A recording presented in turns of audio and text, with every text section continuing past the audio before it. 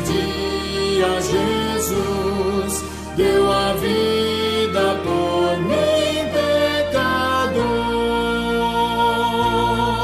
Sim, eu amo a mensagem da cruz.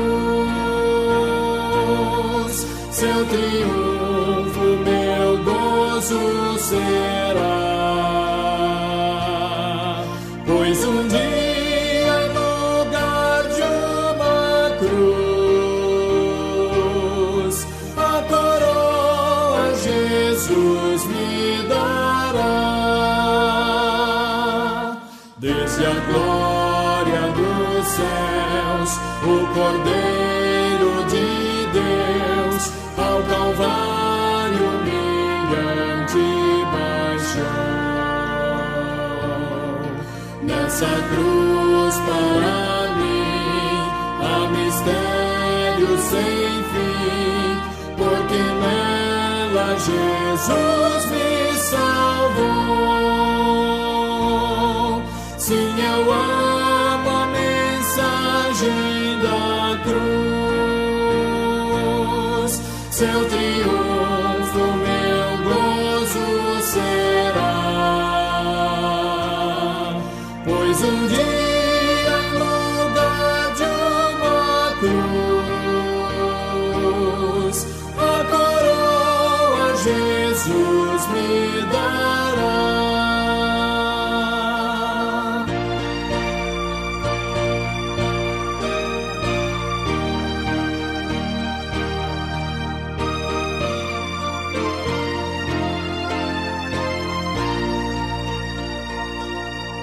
Nessa cruz padeceu, desprezado morreu, meu Jesus para dar-me perdão. Eu me alegro na cruz, dela vem graça e luz para minha santificação.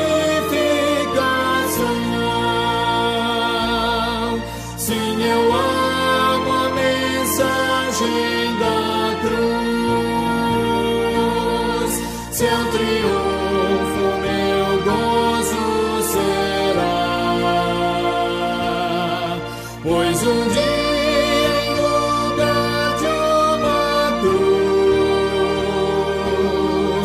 a coroa Jesus me dará.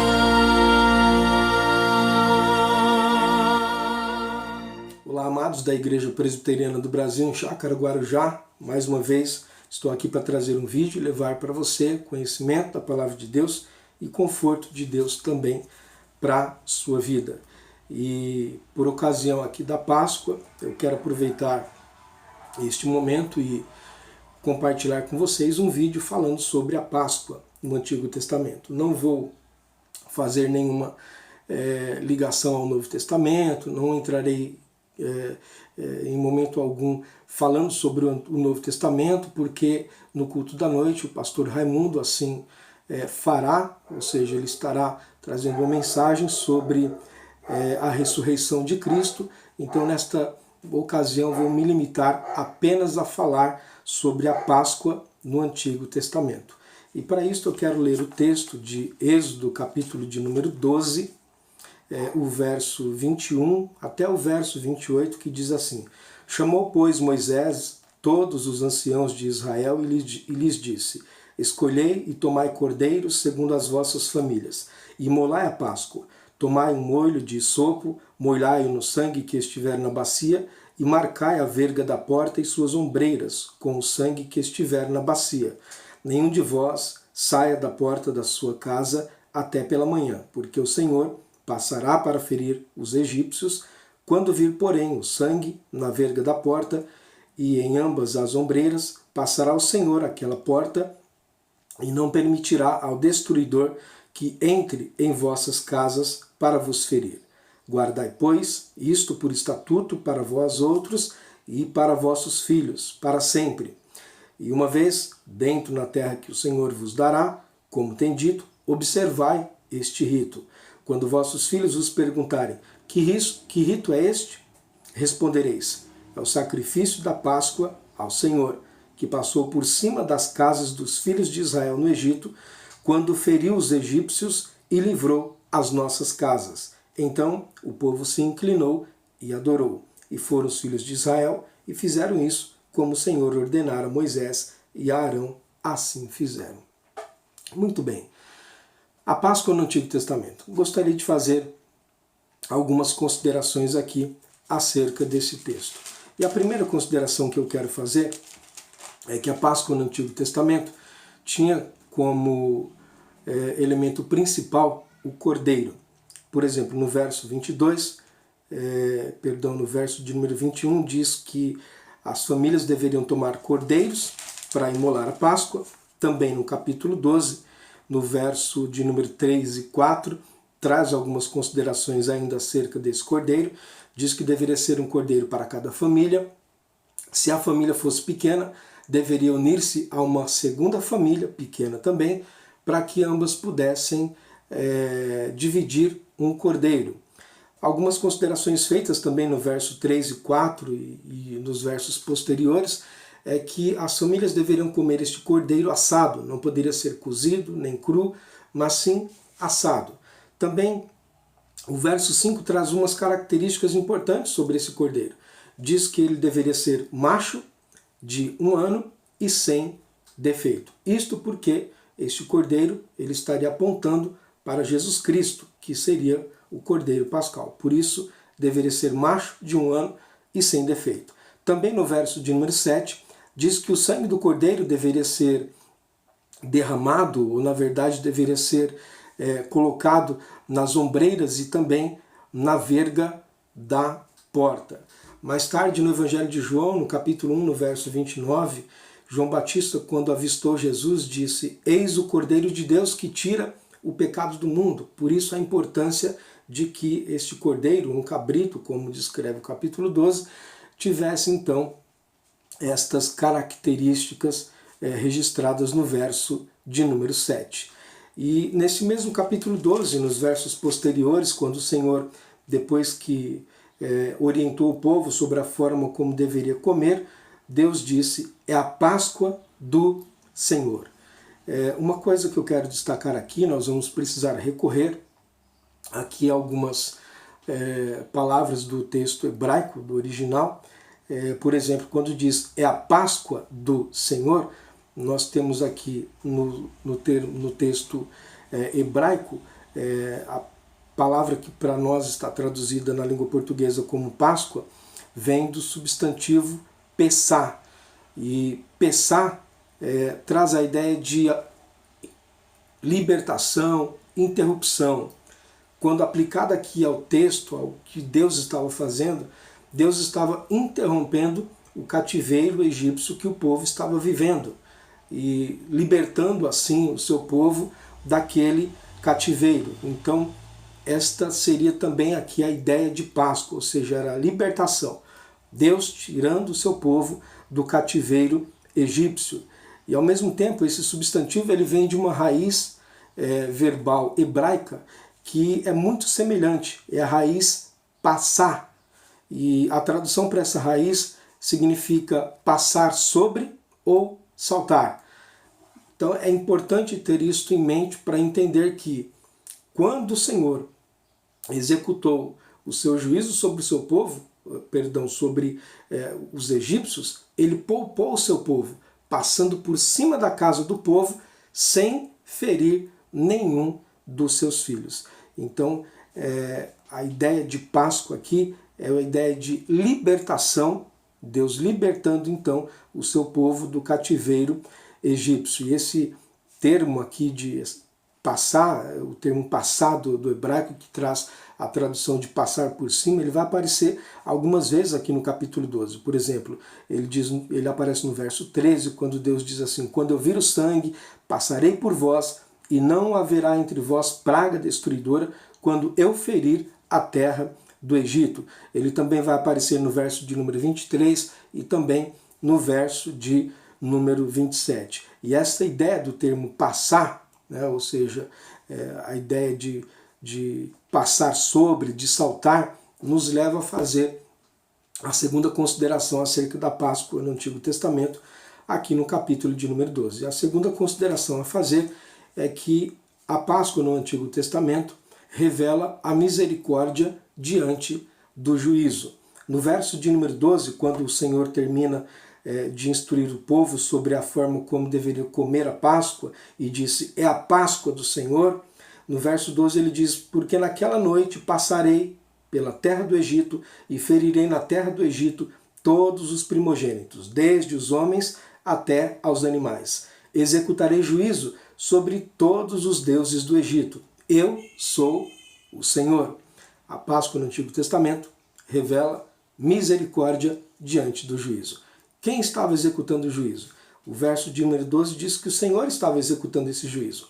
Sobre quem ele estaria executando o juízo? Sobre os deuses egípcios e, ao mesmo tempo, sobre o próprio povo egípcio. Assim o Senhor estaria executando o juízo. Que tipo de juízo Deus estaria executando também sobre a terra do Egito? Esse juízo é descrito como sendo a morte dos primogênitos, ou seja, a 10ª praga, a morte dos primogênitos. E esse juízo que Deus promete executar, ele executa, e é descrito no próprio capítulo 12, no verso 29, aconteceu que à meia-noite feriu o Senhor todos os primogênitos na terra do Egito, desde o primogênito de Faraó, que se assentava no seu trono, até ao primogênito do cativo. Ou seja, aquilo que o Senhor cumpriu, que o Senhor prometeu, que executaria juízo sobre a terra do Egito, assim ele fez. Executou o seu juízo com a 10ª praga, que foi a morte dos primogênitos. Porém, algo muito importante precisa ser salientado. O povo de Deus, os israelitas, estavam vivendo no Egito naquela ocasião. Mas o juízo de Deus não recaiu sobre os israelitas. Por quê? É onde entra o significado da Páscoa, também no Antigo Testamento, revelando a misericórdia do Senhor. Deus exerceu misericórdia sobre o seu povo. E se olharmos aqui no verso de número 13, o Senhor diz assim, o sangue vos será por sinal nas casas em que estiverdes. Quando eu vir o sangue, passarei por vós, e não haverá entre vós praga destruidora quando eu ferir a terra do Egito. O Senhor passou destruindo ou executando o seu juízo por meio da morte dos primogênitos, mas ele disse que a casa que tivesse com sangue nas suas portas, esta não receberia o juízo. E a quem Deus deu esta ordem de colocar o sangue do cordeiro nas portas? Aos seus filhos, aos israelitas. Então ele disse, o sangue vos será por sinal. O sinal de que o Senhor não executaria o seu juízo sobre os israelitas. Ali, naquela ocasião, Deus revelou a sua misericórdia sobre o seu povo.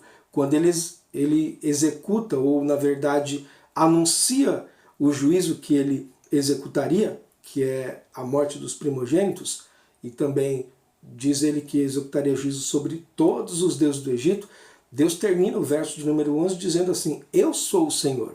Ele está dizendo o seguinte, eu sou Yahvé. Ao passo que os deuses do Egito eram deuses mortos, eram deuses falsos.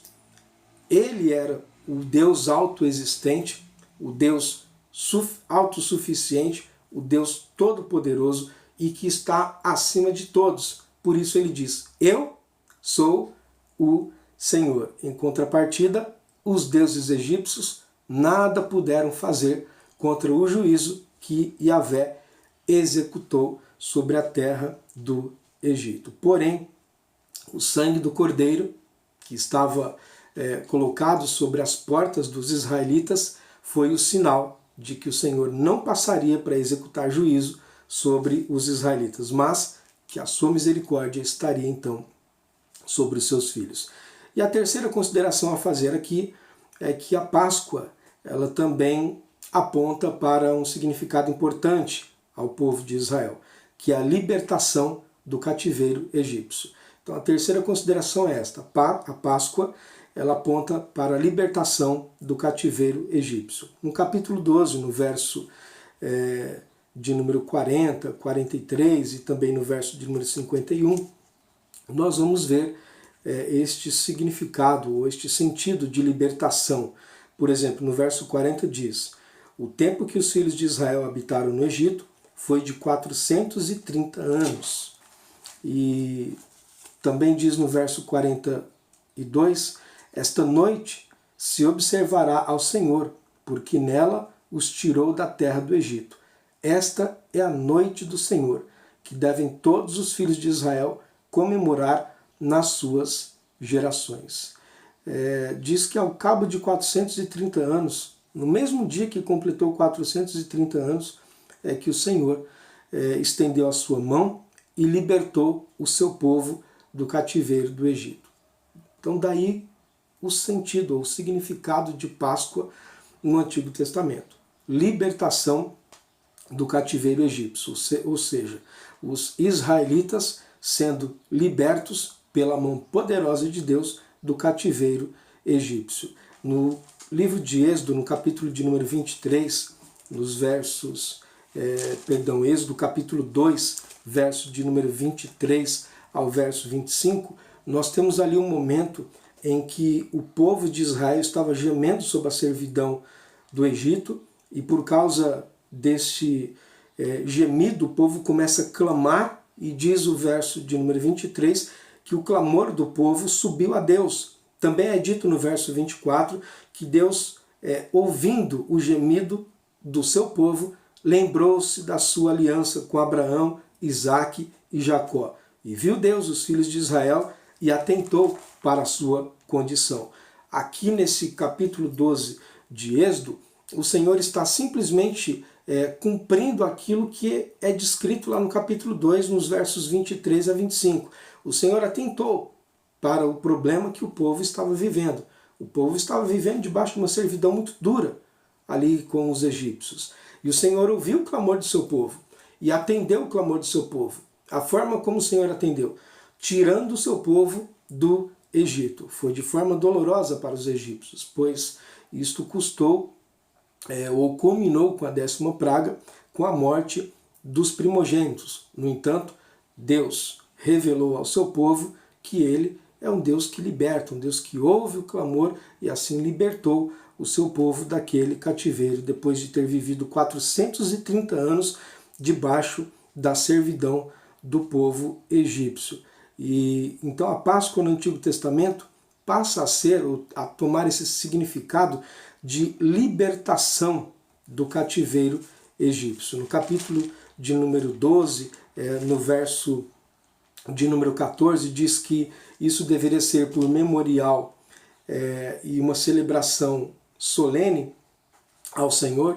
Por memorial significa que o povo deveria lembrar-se disso eternamente ou perpetuamente. Também no verso de número 24 diz que o povo deveria guardar esta celebração por estatuto perpétuo.